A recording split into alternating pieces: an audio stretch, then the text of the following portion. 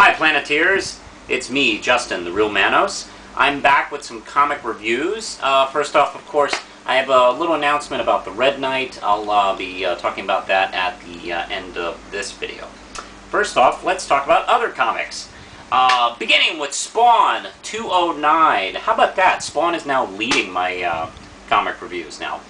Spawn 209, of course, brought to you by the same gang of Joff, Todd McFarlane, credited as additional plot,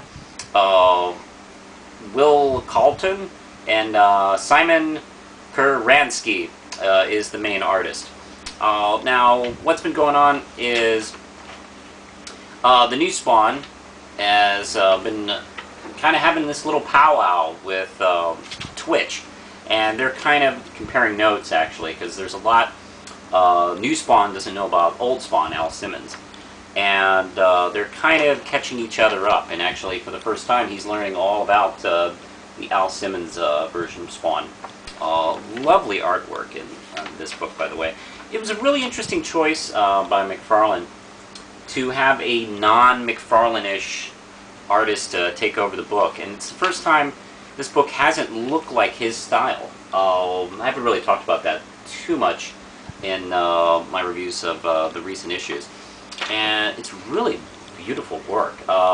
Semi-realistic, There's some pages and panels that kind of remind me of like very realistic horror anime.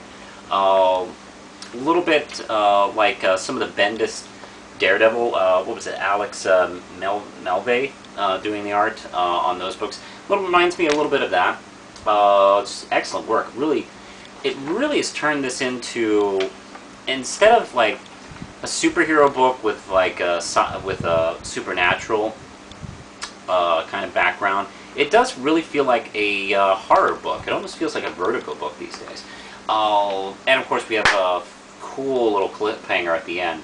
Love it a lot. I can't believe how much I like Spawn these days. This is 5 Ram Chips. Great work. Now over to Avengers, and with the crossover of Fear itself. This is Avengers issue 15 by Brian Michael Bendis and Chris Picciello. I don't know if I've told you, but I really love Chris Picciello's work. I discovered his work first a long time ago on the Death, the High Cost of Living miniseries. I just think his stuff is just so energetic and fun to look at, and I never get tired of it. And he's utilized really well here. Bendis is still using this wraparound method of his issues connected to Fear itself by using this wraparound sequence with the interviews from this long, in-the-making documentary that we've never heard of until now.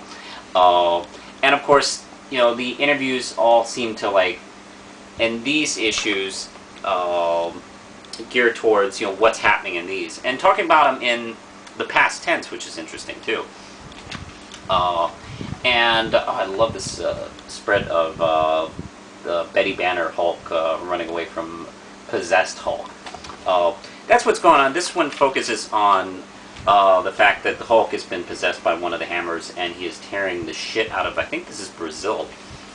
And Steve Rogers sends a bunch of Avengers down to take care of it, and didn't realize it was Hulk that was the problem. So he didn't really send the biggest guns. He sent Hawkeye, Spider-Woman, Miss Marvel, and what's his name? Protector or something like that? Captain Marvel's new name? I don't know. But, oh boy, you know what? Yeah, the big complaint about Brian Michael Bendis is he's a terrific crime writer, but his action stuff is always a little lacking. But his Fear itself issues have been really good action-wise. This whole book is terrific character stuff, intertwined with pretty big action fight. Mainly focusing on Spider-Woman. This is basically her issue for the most part, and her kind of dealing with her